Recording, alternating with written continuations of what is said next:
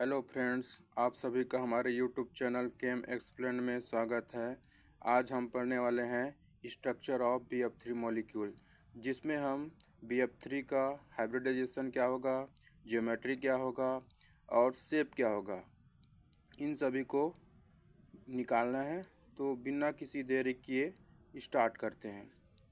तो फर्स्ट क्या होगा, BF3 मॉलिक्यूल में सेंट्रल एलिमेंट कौन होगा, जिसका इलेक्ट्रोनेगेटिविटी सबसे कम होता है, वो होता है सेंट्रल एलिमेंट। तो बोरॉन का electronegativity as compare to fluorine से कम है, तो सेंट्रल एलिमेंट हो जाएगा बोरॉन। तो बोरॉन का इलेक्ट्रॉनिक कॉन्फ़िगरेशन कर लेते हैं। बोरॉन का एटॉमिक नंबर 5, तो इसके इलेक्ट्रॉनिक विन्यास होगा 1s2 2s2 2p1।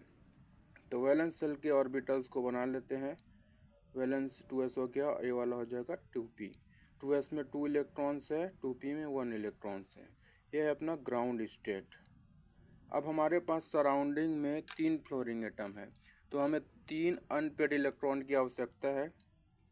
तो इस 2s ऑर्बिटल से एक इलेक्ट्रॉन उत्तेजित होकर एक्साइट होकर कहाँ चला जाएगा, 2p ऑर्बिटल में चला जाएगा। तो अब हम नया ऑर्बिटल बना लेते हैं।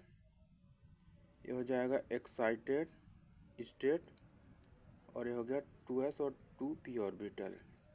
अब इसमें अनपेड इलेक्ट्रॉन बना लेते हैं। इसमें गया तो एक अनपेड इलेक्ट्रॉन हो जाएगा। अब इसमें एक अनपेड इलेक्ट्रॉन और इसमें अनपेड इलेक्ट्रॉन, तो अनपेड इलेक्ट्रॉन की संख्या हो गया 3। अब क्या होगा, ये तीनों ऑर्बिट, एक गैस ऑर्बिटल और 2 p ऑर्बिटल आपस में हाइब्रिड ऑर्बिटल बना लेंगे। तो 3 हाइब्रिड ऑर्बिटल बनेगा, as ऑर्बिटल और p, तो sp2 हो जाएगा हाइब्रिडाइजेशन। इसमें एक unpaired electron, 2 unpaired electron, 3 unpaired electron. अब क्या हो गया, अब फ्लोरीन एटम आएगा अपने एक एक इलेक्ट्रॉन के साथ, तो इसमें पेयर कर देगा। ये भी पेयर हो जाएगा, ये भी पेयर हो जाएगा। तो ये अपना हुआ फ्लोरीन और ये भी फ्लोरीन और ये भी फ्लोरीन। तो ये बनाया, एक कोवेलेंट बॉन्ड बनाया, sigma sigma sigma, bond pair बन गया। अब हम निकालेंगे इलेक्ट्रॉन पेयर। इलेक्ट्रॉन पेयर क्या होगा, lone pair plus bond pair. तो लोन पेयर की संख्या कितना है, 0। बॉन्ड पेयर की संख्या है 3, तो इलेक्ट्रॉन पेयर की संख्या आ गया 3। इलेक्ट्रॉन पेयर की संख्या आया 3।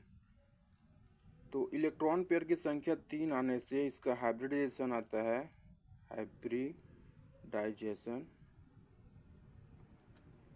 sp2 हो जाता है। और हमें पता है sp2 हाइब्रिडाइजेशन में ज्योमेट्री होता है, ज्योमेट्री ट्राइगोनल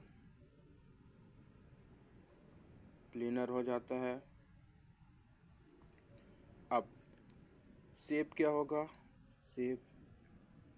शेप होगा, देखो, विदाउट लोन पेयर होता है शेप और विथ लोन पेयर होता है ज्योमेट्री। तो इसमें तो लोन पेयर है ही नहीं, तो जो भी ज्योमेट्री है वो क्या हो जाएगा, शेप हो जाएगा। शेप भी हो जाएगा ट्राइगोनल प्लेनर। तो चलिए अब हम इनका शेप बना लेते हैं, ज्योमेट्री और शेप बना लेते हैं। तो बोरॉन क्या होगा, सेंट्रल एलिमेंट हो गया। अब इसमें एक फ्लोरीन एटम जुड़ा है, सेकेंड फ्लोरीन एटम जुड़ा है और ये थर्ड फ्लोरीन एटम जुड़ा है।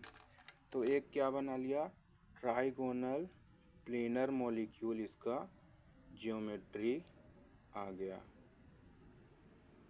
Trigonal geometry equal to trigonal planar. अब शेप वही होगा, जो ज्योमेट्री है वही क्या हो जाएगा, शेप। तो शेप भी होगा ट्राइगोनल प्लेनर। तो यहाँ हम लिख लेते हैं geometry trigonal planar and shape भी होगा ट्राइगोनल प्लेनर। तो हाइब्रिडाइजेशन क्या है, sp2। तो आई होप आप सभी को pf3 मॉलिक्यूल में हाइब्रिडाइजेशन, ज्योमेट्री एंड शेप तीनों अच्छे से समझ आया होगा। आई होप आप लोग एग्ज़ाम में अच्छे से बना लेंगे।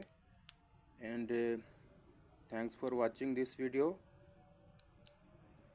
Thank you so much.